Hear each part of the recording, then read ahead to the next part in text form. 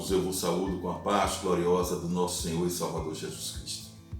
É uma alegria renovada estar aqui mais uma vez diante de Deus e pela fé diante de vocês, entrando na intimidade dos lares de vocês para trazer uma mensagem da parte de Deus.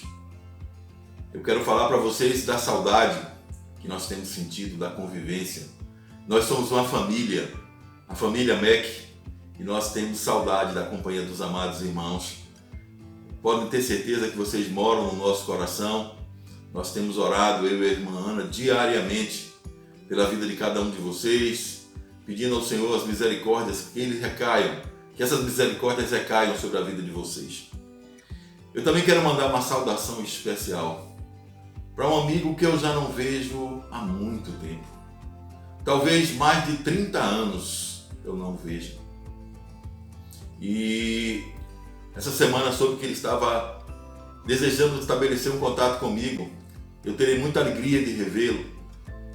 Um amigo meu de infância, Luiz Baraúna, na cidade de Pojuca. Nós o chamávamos de Luizinho, contemporâneo da minha juventude, da minha meninice.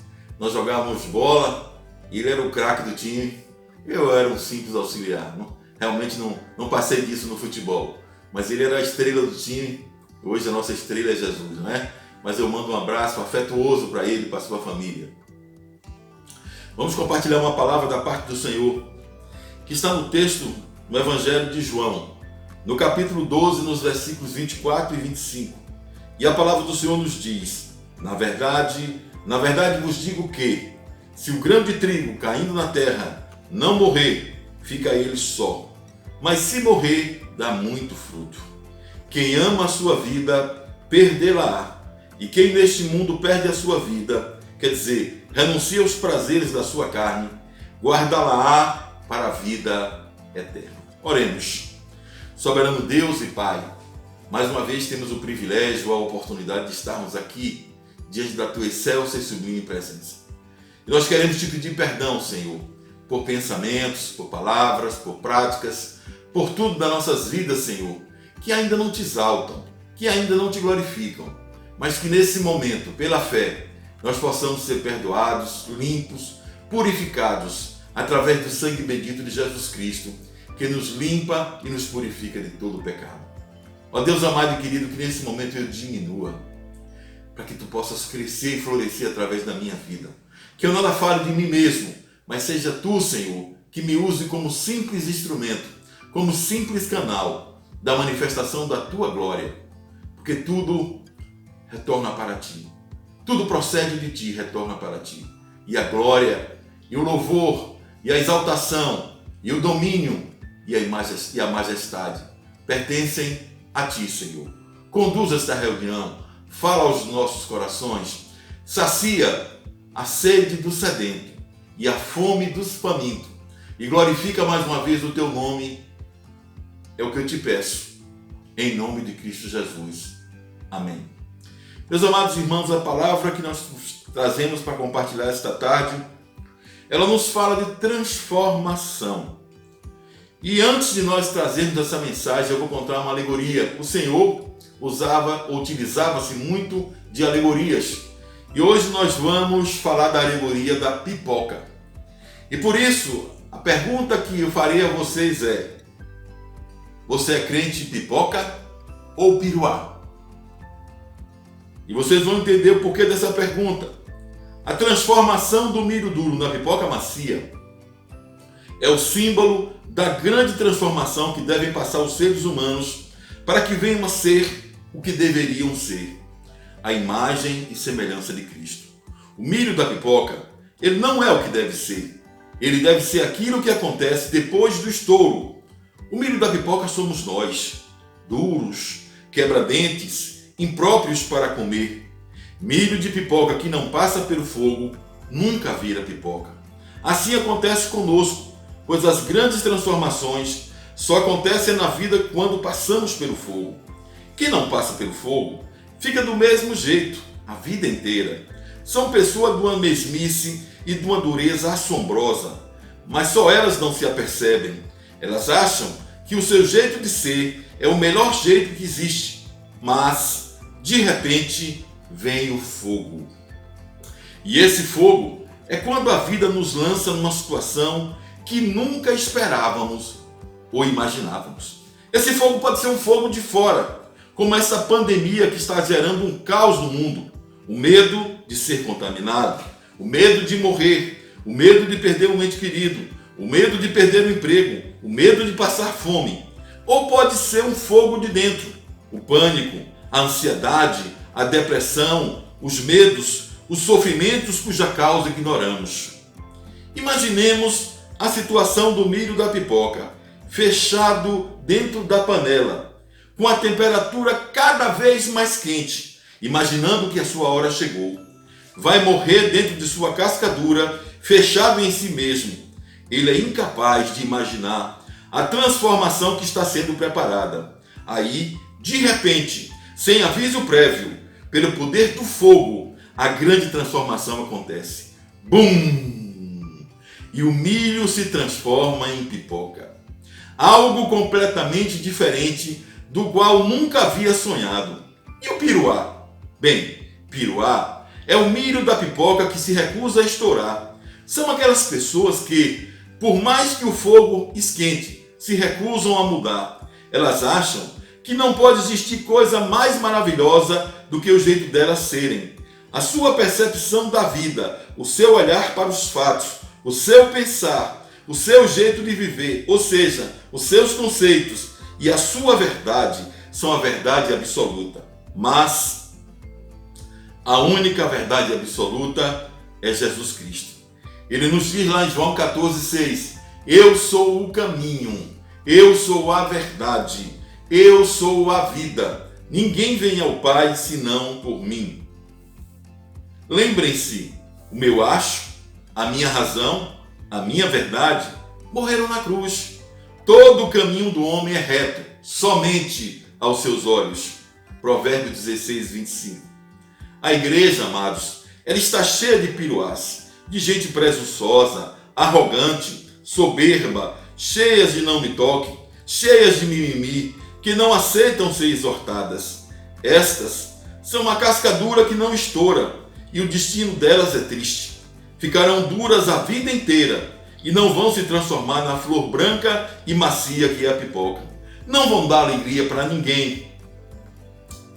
Terminado o estouro alegre da pipoca, que simboliza a vida do ser humano, no fundo da panela ficam os piruás, que não servem para nada. Seu destino é o lixo, que simboliza a morte seguida do inferno. Vós sois o sal da terra, e se o sal for insípido, com que se há de salgar? Para nada mais presta senão para ser lançado fora e ser pisado pelos homens. Mateus 5,13. Conclusão: não é possível que depois de passar dessa pandemia, passado esse susto, você continue a ser um piruá. Não é possível que você continue a ser a velha criatura que você era antes do vírus Covid-19. Esta pode ser talvez a última oportunidade que Deus te concede. Não é possível que você não se transforme de verdade no melhor filho, no melhor cônjuge, no melhor pai ou mãe, no melhor amigo ou amiga, no melhor cidadão, no melhor cristão, naquele que tem prazer em orar, em congregar, em amar o seu próximo, em colocar Deus em primeiro lugar e glorificá-lo com o seu viver. Uma ovelha de verdade e não um piruá ou um dragão. Sabe quem é o crente dragão? O crente dragão é aquela pessoa que entra na igreja mansinho, humilde, e com o passar do tempo começa a olhar para as circunstâncias, começa a olhar para o homem, não para Cristo, começa a criticar, a fofocar, a dar lugar à sua carne, e se enche tanto dela que transforma-se num dragão. Lembra-se da serpente de Gênesis? E do dragão, a antiga serpente do Apocalipse? Qualquer semelhança é mera coincidência. E com a vida que você tem levado, o que verdadeiramente tem sido? Uma pipoca ou um piruá? Vamos para o texto? Na verdade, vos digo que se o grão de trigo caindo na terra não morrer, ele fica só, mas se morrer dá muito fruto. Quem ama a sua vida perdê-la-á. E quem neste mundo perde a sua vida, quer dizer, renuncia aos prazeres ilícitos da sua carne, guardá-la-á para a vida eterna. João 12, 24 e 25. Experimente pregar um grão, uma semente de milho ou de feijão. Se você tiver um cômodo na sua casa, que você pouco utilize, deixe esse grão em cima do piso cerâmico ou em cima de qualquer outro tipo de revestimento. Feche a porta desse cômodo por 12 meses e após esse tempo, volte para observar o estado da semente. Você observará que ela estará toda escura, o que significa que ela morreu. Mas, supondo que você mora numa casa, se você pegar outra semente e for ao seu quintal e cavar um pequeno buraco na terra, simbolizando a morte da semente, e colocar essa semente e depois cobri-la de terra e todos os dias molhá-la, o que acontecerá? Depois de alguns dias, nascerá uma plantinha e depois de algum tempo ela crescerá e dará fruto. Exemplificando, você planta um simples grão de milho e de repente nasce um pé de milho. Quantas espigas de milho tem num pé de milho? Quantas sementes ou quantos grãos tem numa espiga? Um simples grão faz toda essa maravilha, a maravilha da multiplicação. Então é como a palavra de Deus diz, que se você morrer, você vai dar fruto a 10, a 60, a 30, a 100. Então, meus amados irmãos, você quando divide o amor de Cristo, a matemática de Deus é diferente. Quando você divide esse amor se multiplica. Quando você no mundo divide, você perde 50%, porque é uma divisão. Mas no reino de Deus, a matemática é diferente. Quando você divide, esse se multiplica. Quando Deus enviou Jesus Cristo ao mundo, ele tinha um propósito: mudar a vida do ser humano. Jesus veio e implantou no mundo uma nova forma de viver, a saber, a vida transformada. Somente quem entrega verdadeiramente o seu caminho ao Senhor, esvaziando-se do seu eu, dos seus conceitos, das suas opiniões, permitindo-se ser preenchido por Jesus Cristo, experimenta essa verdadeira transformação. Porque como Cristo pode preencher alguém que se recusa a esvaziar-se dos seus conceitos, das suas opiniões? Ele não pode. Para ele te encher, para ele te preencher, é necessário que você se esvazie. Por isso que a palavra do Senhor nos insta, e o Senhor nos diz: humilhai-vos diante da portentosa mão do Senhor, para que ao seu tempo ele vos exalte. Quer dizer, você se esvazia, se humilha, declara a sua total e cabal dependência dele, e ele o enche com o seu espírito. Ele te levanta com um vaso de honra, com a sua destra de poder. Jesus Cristo, a fonte de água viva.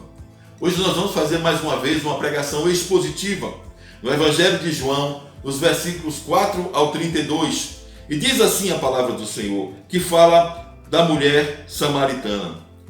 Jesus deixou a Judéia e foi outra vez para a Galiléia, e era necessário passar por Samaria. Jesus desejava ir para a Galiléia, e era necessário, talvez fosse o caminho mais curto, passar por Samaria. Deixa eu explicar para vocês de maneira bem sucinta, bem breve, como começou essa história. Os judeus, eles não gostavam, eles discriminavam os samaritanos e vice-versa. Depois da morte do rei Salomão, que foi o filho do rei Davi, seu filho Roboão, que o sucedeu no trono, não teve uma conduta sábia e aumentou em muito a carga tributária, que já era muito elevada, para manter o luxo do reinado de Salomão, o que ocasionou uma grande revolta. Está lá em 2 Crônicas 10, na qual o reino unificado, que tinha 12 tribos, que eram os filhos de Jacó, foi dividido em duas nações no ano 940 a.C. A primeira nação, chamada Reino do Sul ou Judá, cuja capital era Jerusalém, e com duas tribos, Judá, que era a maior de todas as tribos, e Benjamim. E o Reino do Norte, ou Israel, cuja capital era Samaria, com as 10 tribos restantes. No ano 714, o reino do norte, ou Israel, ele foi invadido pela Assíria. E esta tinha um método cruel de descaracterizar os povos conquistados. Ela levava esses povos conquistados para outras regiões longínquas e forçava o relacionamento desses povos conquistados. Misturava, eles queriam uma mistura racial para descaracterizar o povo. E dessa mistura dos judeus do Reino do Norte com povos ímpios, surgiram os samaritanos, que eram judeus mestiços. Gravem bem isso que eu vou falar.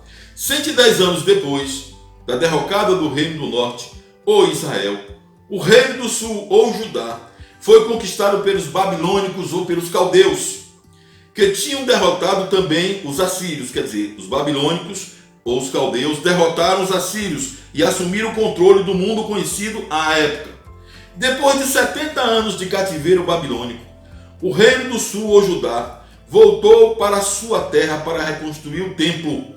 Um edito do rei Ciro permitiu que eles voltassem para reconstruir o templo e reedificar suas cidades.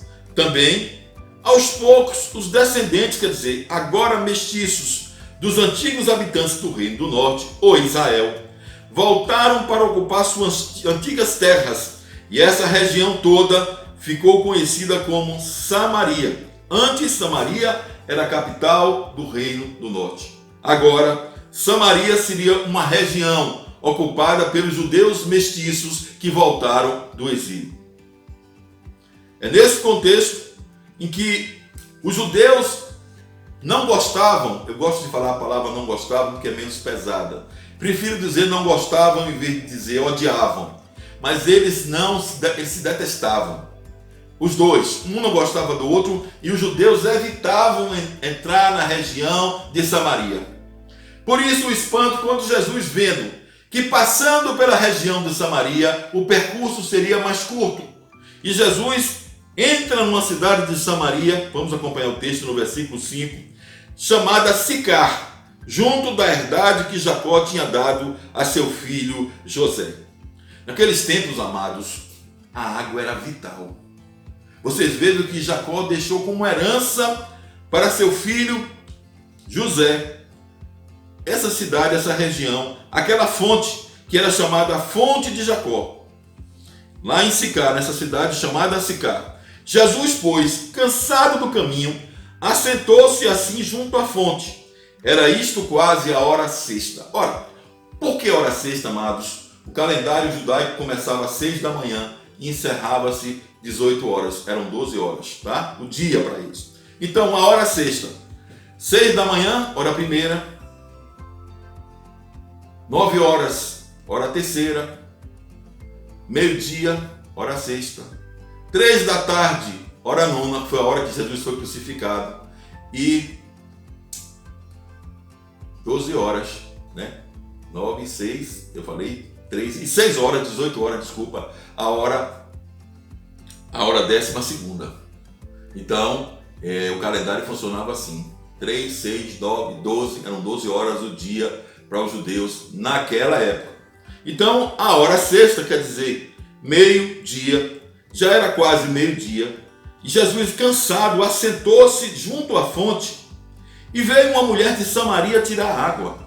E Jesus disse-lhe: dá-me de beber, porque os seus discípulos tinham ido à cidade comprar comida. E a mulher samaritana ficou espantada por aquilo que eu vos relatei há pouco.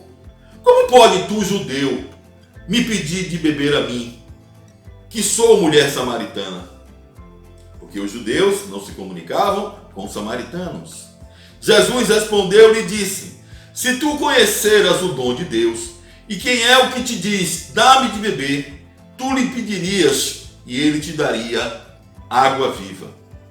Disse-lhe a mulher: Senhor, tu não tens com que tirar, e o poço é fundo, onde tens a água viva? És tu maior do que o nosso pai Jacó, que nos deu o poço, bebendo ele próprio, dele e os seus filhos e o seu gado? Jesus respondeu e disse: qualquer que beber desta água tornará a ter sede, mas aquele que beber da água que eu lhe der nunca terá sede, porque a água que eu lhe der se fará nele uma fonte de água que salte para a vida eterna. A água da vida. A água que nós bebemos hoje na fonte, seja ela de qual fonte, nós bebemos e algum tempo depois temos necessidade de beber, o organismo precisa de mais água. Mas a água viva, o Espírito Santo de Deus, a fonte de água viva, que entra em nós, sacia a nossa sede, e aquele que bebe dessa fonte jamais terá sede, porque ele será cheio do Espírito. E a ordenança de Deus para nossas vidas é: enchei-vos do Espírito, da fonte de água viva. Então, meus amados, Jesus fala isso para aquela mulher: mas aquele que beber da água que eu lhe der nunca terá sede, pois a água que eu lhe der se fará nele uma fonte que salte para a vida eterna. Disse-lhe a mulher: Senhor, dá-me dessa água para que eu não tenha mais sede e não venha aqui tirá-la. Ela não tinha um entendimento espiritual. Ela estava pensando que Jesus ia lhe dar uma água similar à água natural que nós bebemos, irmãos. Ela não tinha um entendimento, os olhos espirituais abertos para entender que a palavra de Deus que é vida, porque a palavra do Senhor diz que se nós bebermos desta fonte, desta água, rios de águas vivas fluirão no nosso interior. Então o Senhor começa a se revelar para aquela mulher como profeta. E ele fala para aquela mulher: vai, chama o teu marido e vem cá. E a mulher respondeu e disse: não tenho marido. Disse-lhe Jesus: dissestes bem, não tenho marido, porque tiveste 5 maridos, e o que agora tens não é teu marido. Isso dissestes com verdade. Disse-lhe a mulher: Senhor, vejo que és profeta. Nossos pais adoraram neste monte, e vós dizei que é em Jerusalém o lugar onde se deve adorar. Disse-lhe Jesus: mulher, crê-me que a hora vem, em que é em Jerusalém, crê que a hora vem, em que nem neste monte nem em Jerusalém adoreis o Pai.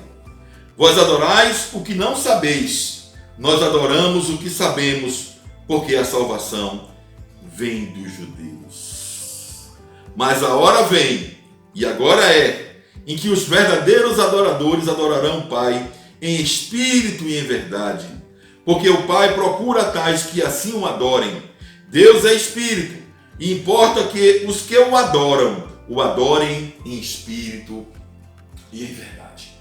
Eles estavam presos a lugares. Não é? A mulher samaritana tinha um entendimento que a adoração deveria ser no Monte Gerizim. O povo de Deus, os judeus, achavam que a adoração tinha de ser no templo em Jerusalém. Mas a palavra do Senhor diz que nós somos o templo. Depois da vinda do Espírito Santo sobre nós, antes do Espírito Santo, ele se apoderava do homem. Nós vemos as passagens lá de Saúl, de Davi, dos reis, quando a palavra de Deus diz assim: e o Espírito de Deus apoderou-se de Saúl, e o Espírito de Deus apoderou-se de Davi. Hoje, o Espírito de Deus está dentro de nós. A glória do Senhor que se fazia presente naquela arca, a Shekinah de Deus, hoje ela está dentro de nós. Tem um hino antigo, que eu vou cantar a primeira estrofe, e ele diz assim: não sabeis, sois o templo. Não sabeis, sois o templo. Não sabeis, sois o templo. Vós sois o templo que habita Deus. Não sabeis, sois o templo. Nós somos o templo hoje. Nem em Jerusalém, nem lá no Monte Gerizim. Nós somos o templo, porque o Espírito Santo de Deus habita em nós e entre nós. Então, amados irmãos, a palavra do Senhor prossegue dizendo: mas a mulher disse: eu sei que o Messias, que se chama Cristo, vem. Quando ele vier, nos anunciará tudo. Jesus disse-lhe: eu sou eu que falo contigo. Ele se revelou para aquela mulher. E nisto vieram seus discípulos e maravilharam-se de que ele estivesse falando com a mulher e com a mulher samaritana. Todavia nenhum lhe disse nada. Que perguntas? Ou por que fala com ela? Nenhum perguntou. Deixou, pois, a mulher o seu cântaro e foi à cidade e disse aos homens da cidade: vinde ver de um homem que me disse tudo quanto tenho feito. Porventura não é este o Cristo? Saíram, pois, da cidade as pessoas, os homens, e foram ter com ele. E entretanto seus discípulos lhe rogaram, dizendo: Rabi, come. Ele, porém, lhe disse: uma comida tenho para comer, que vós não conheceis. Então os discípulos diziam uns aos outros: trouxe-lhe porventura alguém algo de comer? E Jesus disse-lhe: a minha comida é fazer a vontade daquele que me enviou e realizar a sua obra. Não dizeis vós que ainda há 4 meses até que venha a ceifa? Eis que eu vos digo: levantai os vossos olhos e vede as terras, que já estão brancas para a ceifa. Meus amados irmãos, essa palavra proferida pelo Senhor há 2000 anos atrás é muito atual nos dias de hoje. Meus amados irmãos, os campos já estão prontos, as terras que já estão brancas para a ceifa. O Senhor está às portas, irmãos. Isso que nós estamos a passar, essa pandemia que ocorre ao mundo, que nos prostra a todos, que mostra ao homem a sua impotência diante da mão portentosa do nosso Deus. Porque se foi permissiva de Deus, se ela está acontecendo é permissiva de Deus. Se foi em laboratório, não foi, não importa. Deus está permitindo para mostrar ao homem que sem ele nada é. Então, meus amados irmãos, nós temos de aproveitar e anunciar este evangelho a tempo e fora de tempo. Pregar para a sua parentela, para seus amigos, para seus colegas de trabalho. Peça sabedoria a Deus, iluminação do Espírito, e abre a tua boca que eu te encherei, diz o Senhor. Deus quer nos usar para que nós possamos saquear o inferno e povoar os céus e glorificar o seu nome aqui na terra. E a palavra de Deus prossegue dizendo que porque nisto é verdadeiro o ditado que diz que um é o que semeia e o outro é o que ceifa. E o que ceifa recebe galardão e ajunta fruto para a vida eterna, para que assim o que semeia como o que ceifa, ambos se alegrem. Eu vos enviei a ceifar onde não trabalhastes. Outros trabalharam e vós entrastes no seu trabalho. E muitos dos samaritanos daquela cidade creram nele pela palavra da mulher que testificou: disse-me tudo quanto tenho feito. Indo, pois, ter com ele os samaritanos, rogaram-lhe para que ficasse com eles, e ficou ali ainda 2 dias. E muitos mais creram nele por causa da sua palavra. E diziam à mulher: já não é pelo teu dito que nós cremos, porque nós mesmos o temos ouvido e sabemos que esse verdadeiramente é o Cristo, o Salvador do mundo. Glórias a Deus. Conclusão dessa mensagem breve, meus amados irmãos, é: quando Jesus disse para aquela mulher samaritana: quem beber desta água terá sede de novo, mas a pessoa que beber da água que eu lhe der nunca mais terá sede, porque a água que eu lhe der se tornará nela uma fonte de dará vida eterna. Ele, sem dúvida, estava pensando na busca desesperada daquela mulher, que ela empreendeu para achar a felicidade, o significado da vida e a segurança.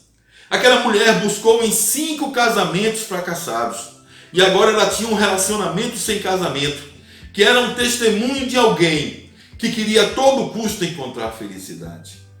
O poço no qual ela beber a sua água foi o poço dos relacionamentos com os homens, no casamento, e agora fora dele. Ela pensava que no casamento, como muita gente acha, que o casamento vai ser feliz para a vida inteira. A felicidade é Jesus Cristo. Uma certa vez eu vi de um cantor que já faleceu, chamado Nelson Ned, e ele escreveu um poema, uma das coisas mais belas que eu já ouvi na minha vida. Quando ele diz que quando 2 pessoas que não têm uma boa relação com Deus, que não têm um conhecimento de Deus, que não têm intimidade com Deus, se casam, um busca no outro uma felicidade que ambos não possuem. O homem casa e diz: esta vai ser a mãe dos meus filhos, a minha mulher, a minha amiga, a mãe que eu não tive presente, a minha irmã que eu não tive, ele vai ser o príncipe encantado, vai ser o pai de meus filhos, vai me completar, vai me realizar. Lê do engano, irmãos. Ninguém pode realizar ninguém. Só quem nos completa é Cristo. Quando nós temos uma boa relação com Deus, você parte para um casamento sem cobrar excessivamente do seu cônjuge aquilo que ele nunca vai poder lhe dar, a felicidade. Nós temos momentos felizes. Porque quando você tem uma boa relação com Deus, você sabe que aquele cônjuge que você tem, ele é imperfeito como você é. Ele é carente de Deus como você é. Ele tem deficiências, necessidades, imperfeições, falhas, como você também o tem. E você não vai ser implacável, não vai ser cobrador, porque na sua casa você vai olhar para o espelho todo dia e vai dizer: eu também tenho defeitos, eu também sou imperfeito, eu também tenho carências, eu também necessito de misericórdia e do amor de Deus. Mas, meus amados, o poço no qual aquela mulher bebera foi o poço dos relacionamentos com os homens. Ela pensava que no casamento, no relacionamento, encontraria aquilo que seu coração mais almejava: amor, segurança, valorização, companheirismo, amizade. Não deu certo no casamento e ela tentou de novo e de novo, mais 4 vezes, e agora num relacionamento. Por mais que o casamento seja um vínculo aprovado e abençoado por Deus, quem faz dele ou de qualquer outra coisa meio de sua realização, seja no acúmulo de bens e patrimônios, comprando, adquirindo, na ânsia desesperada por ter e acumular dinheiro, nas graduações e títulos de formação profissional, na ascensão profissional e social, a fonte para a sua realização e felicidade vai se frustrar. Vai, como diz no jargão popular, quebrar a cara. Porque a gente cresce, irmãos. Quando eu era menino, quando eu era criança, quando nós éramos crianças, as meninas sonhavam com uma boneca naqueles tempos, né? Hoje a gente não pode falar muito isso. E pediam aquela boneca à sua mãe. Ficavam sonhando com o dia em que essa boneca, esse presente fosse dado. E sonhavam com aquilo. A gente cresce e a gente tem desejos que são lícitos. Eu quero trocar meu carro, eu quero comprar uma casa nova, eu quero comprar uma casa de praia, eu quero fazer isso, uma viagem. E quando a gente compra um bem, como eu falei há pouco, de um carro, naquela primeira semana, quando o carro chega, você está deslumbrado. E você, meu carro, não vou deixar sujar, aquele cuidado. Depois de alguns dias, você começa a se acostumar. Daqui a pouco ele começa a ficar sujo, você começa a jogar em cima de todo o buraco. Por quê? Porque o bem material jamais vai nos preencher. Nós somos seres espirituais, feitos para o louvor da glória de Deus. Nada neste mundo vai nos satisfazer, vai nos completar. Nem casamento, nem acúmulo de bens, nem ter filhos, nem comprar bens, nem ter dinheiro na conta corrente, nem patrimônio algum. Nós temos um vazio existencial, irmãos. E esse vazio existencial é do exato tamanho de Jesus Cristo. Ele só pode ser preenchido por Jesus Cristo. Por isso que felicidade é ter Jesus Cristo no coração. Jesus Cristo é a alegria dos homens. Ele é o doce cantor de Israel. Ele é a rosa de Sharon. Ele é o lírio dos vales. Ele é o justo juiz. Ele é a nossa força, é a nossa fortaleza, é o nosso refúgio bem presente nas horas da angústia e da aflição. A sede mais profunda do ser humano, apenas Jesus Cristo pode saciar. Que você possa verdadeiramente abrir o seu coração, tirar o formalismo, o espírito de religiosidade, ter um encontro genuíno com Jesus Cristo, o único que pode transformar toda a sua existência. Encontrando Jesus Cristo, você terá finalmente encontrado a verdadeira felicidade, a fonte de água viva. Que o nome do Senhor continue a ser glorificado por todos os dias das vossas vidas, para a honra e glórias exclusiva dele. Daquele que é acima de todos os nomes, Jesus Cristo de Nazaré. Nós te amamos, Senhor. Nós te amamos, Senhor. Nós te amamos, Senhor. Deus seja louvado.